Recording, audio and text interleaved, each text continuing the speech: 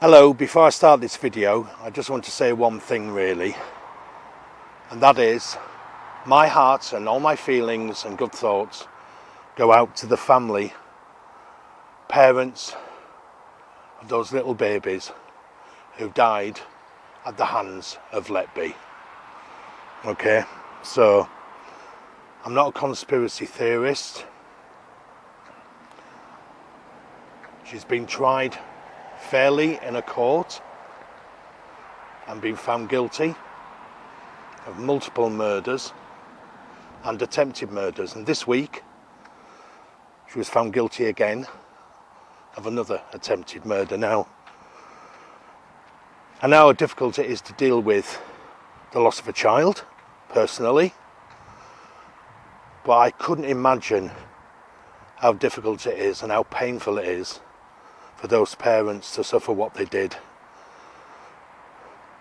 When children are born early, they only really have a fighting chance anyway.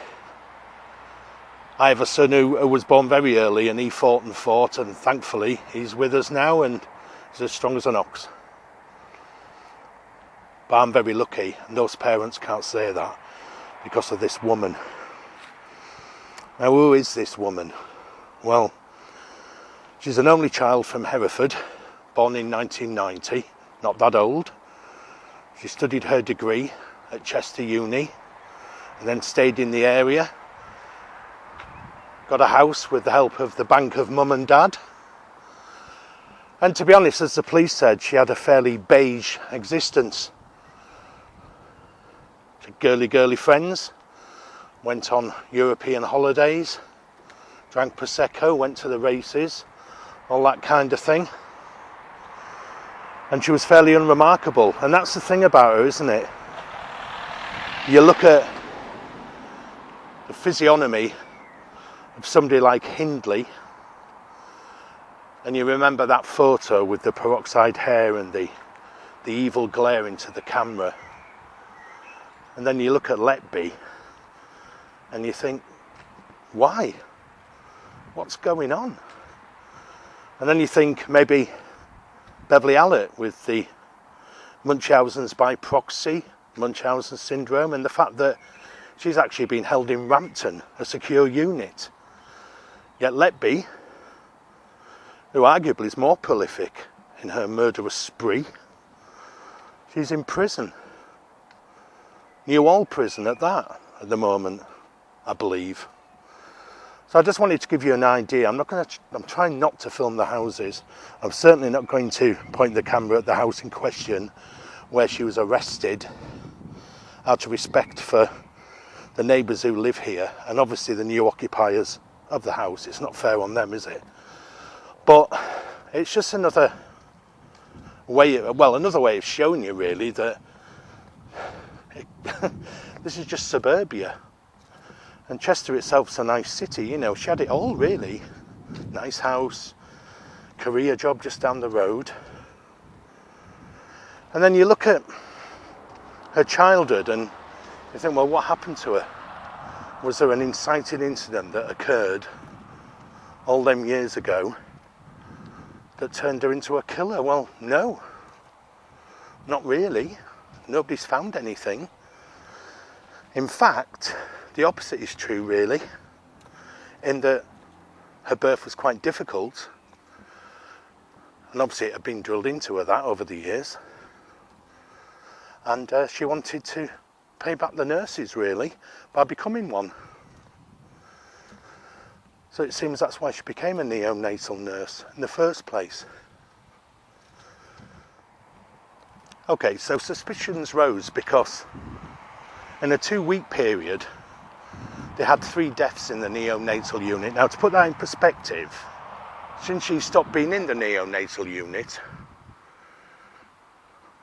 there have been 2,500 births and only 1 death.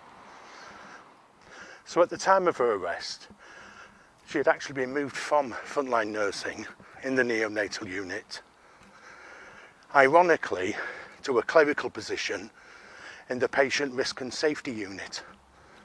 You couldn't make it up, could you? What I find quite remarkable as well is that with serial killers, when they arrive at court, you know, there's normally a baying mob of people banging on the prison van, and there's a real commotion, isn't there? But with Letby, I mean, there could have been, but I missed it. I haven't seen it. Correct me if I'm wrong in the comments. But is it because of how she looked? I mean, it's strange, isn't it? But this case really has left more questions than answers, hasn't it? Fundamentally. First and foremost, why? Repeating it again, why? And why was she allowed to carry on and on and on when the consultants clearly said, no more? There's a common denominator here. Every time something bad happens, she's on shift. She has to go. Move her out. We demand you move her away from these babies. Yet she was allowed to carry on. So there is going to be a public inquiry, and the police are going to launch an investigation. In fact, I believe they have done, for corporate manslaughter. Because at one time, one of the head honchos at the trust said, "Oh, it's on me. If anything else happens." And then there's the notes. "I am evil. I've done this because I couldn't look after them." I'm trying to remember that off memory. I'm not paraphrasing it word for word, but it was that idea. She also scrawled, "I am innocent" as well. But she left the notes out, knowing the police would be looking, knowing there was an investigation going on. Were they there to be found? So the parents, they just want answers. And it's time they got some answers. I'm sure every single one of them's come away from the trials none the wiser, other than the fact that their poor angels are no longer with us. And I think it's quite disgusting. And I think she's lucky, is Letby. Very lucky. She could have been finished off. She could have been executed home. Had it been a few years ago, she would have been. Think about Ruth Ellis.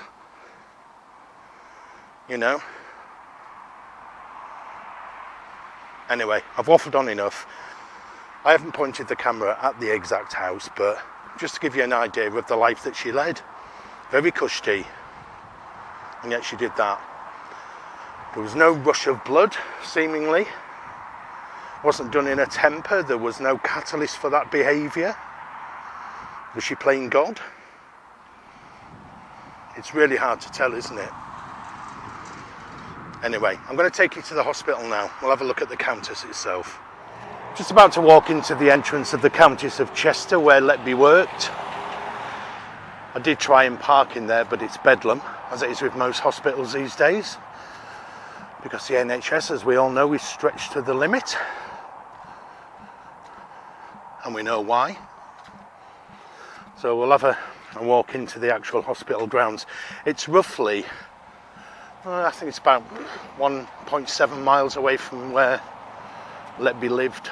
So the reason why I wanted to film where she lived, there's a good reason for that. If you think about the notoriety of some of the serial killers we've had over the years, you think Christie with Rillington Place, with the Wests,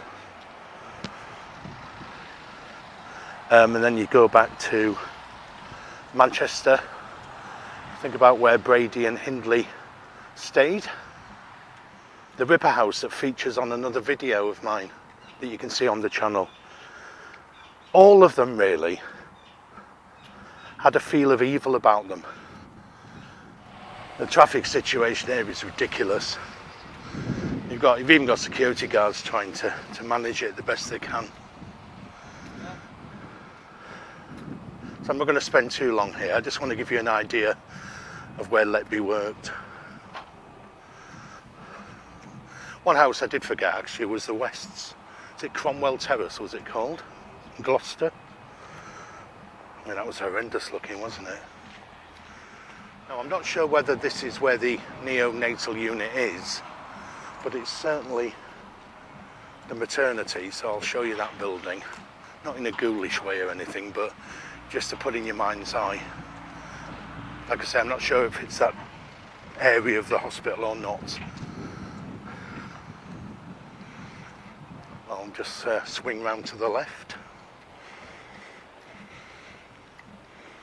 You've got the Women and Children's building.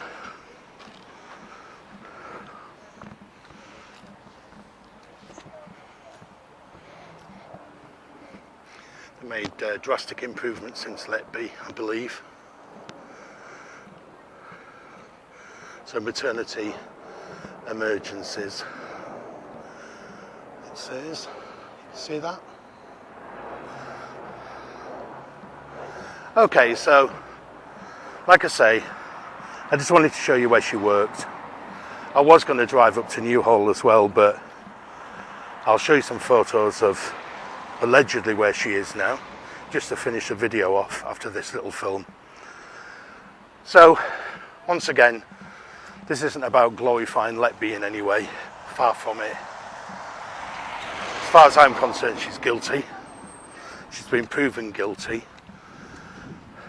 She was almost caught red-handed when a baby was really struggling, doing nothing to help. She even had the audacity to try and blame a tube being dislodged on a poor sedated baby by dislodging it a couple more times. Yeah, she is guilty. Right, okay, thanks very much.